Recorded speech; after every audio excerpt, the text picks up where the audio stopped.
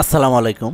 আজকের এই ভিডিওতে গুরুত্বপূর্ণ একটি বিষয় আমার কাছে মনে হয়েছে এটি, তাই আমি আপনাদের সঙ্গে শেয়ার করতে যাচ্ছি।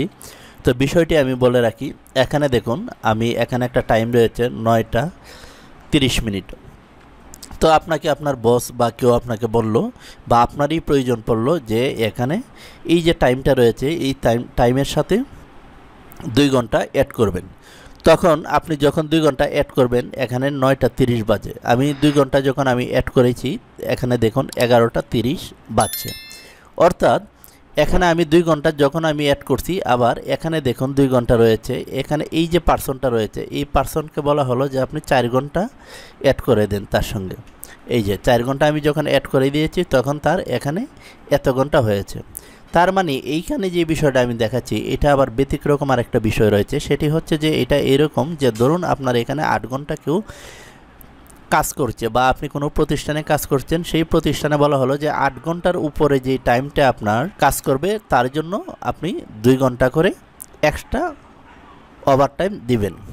তো এখানে আপনি যখন আপনি দেখবেন যে আমি ইন টাইমটা আমি শুধু ছেড়ে দেবো, সে কয়টায় ঢুকেছে আর কয়টায় ইন হচ্ছে, কয়টায় আউট হচ্ছে, এই বিষয়ে একটা ভিডিও রয়েছে। সেই ভিডিওটা দেখলে আপনার এইটা খুব সহজ হয়ে যাবে। তো এখানে আপনি যদি চান যে এই প্রত্যেকটা টাইমের সাথে আপনি 2 ঘন্টা 3 ঘন্টা 5 ঘন্টা আপনি জয় ঘন্টায় অ্যাড করতে চাবেন, সেটাই কিন্তু আপনি অ্যাড করতে পারবেন। তো এই কাজটা কিভাবে করবেন সেই বিষয়টা আমি আজকে এই ভিডিওতে দেখাচ্ছি।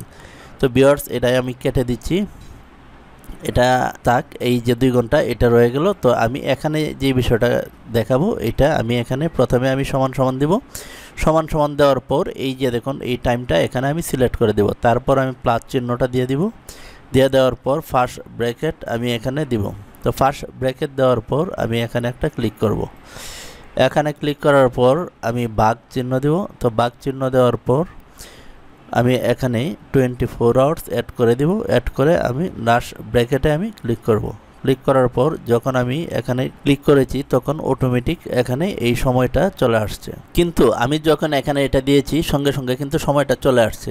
আর এখানে যখন আমি দিব, তখন কিন্তু আসবে না। তো ভিউয়ার্স, আপনারা যখন ভিডিওটা দেখে আপনারা কাজ করবেন, তখন কিন্তু আমি এখানে একটা ফর্মুলা ইউজ করেছি। ফর্মুলা বলতে এখানে আমি যেটা ইউজ করেছি এটা আমি দেখাচ্ছি।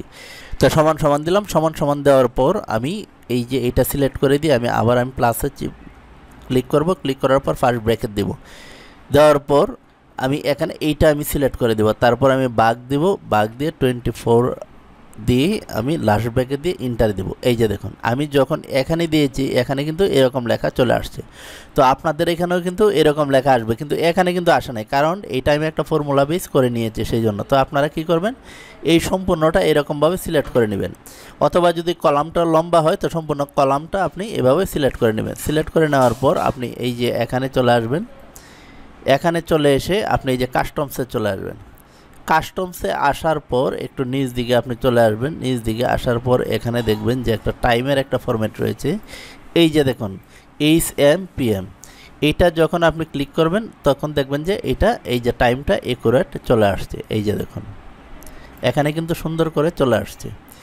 আবার আপনি যদি এই ফরম্যাটটা যদি আপনি যদি সেট, এখান থেকেও কিন্তু আপনি করে দেখতে পারেন। এখান থেকে আপনি টাইম যে ফরম্যাটটা রয়েছে এটা দিয়েও আপনি করতে পারেন। তো এইটা দিলে হবে কি, যে এটা আপনার সেকেন্ডের এটাও চলে আসছে।